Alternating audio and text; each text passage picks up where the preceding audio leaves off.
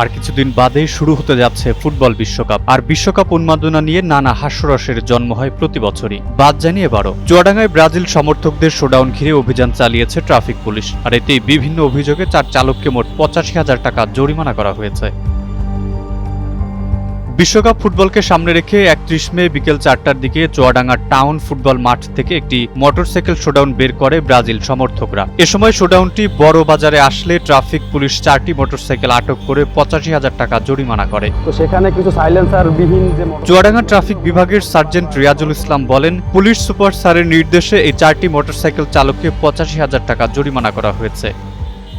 তো আজকে আমাদের যে আপনারা জানেন যে একটা ব্রাজিলের যে একটা র্যালি ছিল, তো সেখানে কিছু সাইলেন্সার বিহীন যে মোটরসাইকেলগুলো ছিল ওগুলো উচ্চ শব্দে বারবার শহর প্রদক্ষিণ করতেছিল।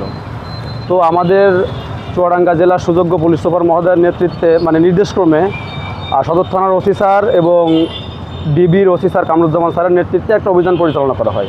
অভিযানটা ছিল মূলত সাইলেন্সারবিহীন যে মোটরসাইকেলগুলো আছে এগুলো আমরা আটক করার জন্যই। তো সেক্ষেত্রে আমরা অভিযান পরিচালনা করার সময় 4টে গাড়ি আমরা আটক করছি। তো 4টা গাড়ি আটক করার সময় বিভিন্ন অপরাধে আমরা জরিমানাও করছি। 4টা গাড়ির ভিতর 2টা গাড়ি ছিল রেজিস্ট্রেশনবিহীন এবং 2টা গাড়ি রেজিস্ট্রেশন সহ ছিল। তো 4টা গাড়ি ছিল মূলত সাইলেন্সার পাইপ ছাড়া এবং বিকট আওয়াজ করতেছিল। তো এই জন্য আমরা 4টা গাড়িতে জরিমানা করছি। টোটালে সর্বমোট 85,000 টাকা জরিমানা হয়েছে।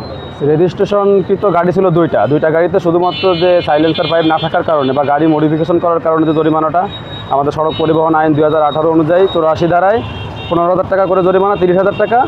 আর বাকি যে 2টা গাড়ি ছিল ওই 2টা গাড়ির লুকিং গ্লাস নাই এবং রেজিস্ট্রেশনবিহীন এবং গাড়ির মডিফিকেশন বা সাইলেন্সার পাইপ না থাকার কারণে জরিমানাটা 7,500 টাকা করে। 2টা গাড়িতে মোট 55,000 আর রেজিস্ট্রেশন সহ 2টা 30,000, এই 2টাতে মোট 85,000।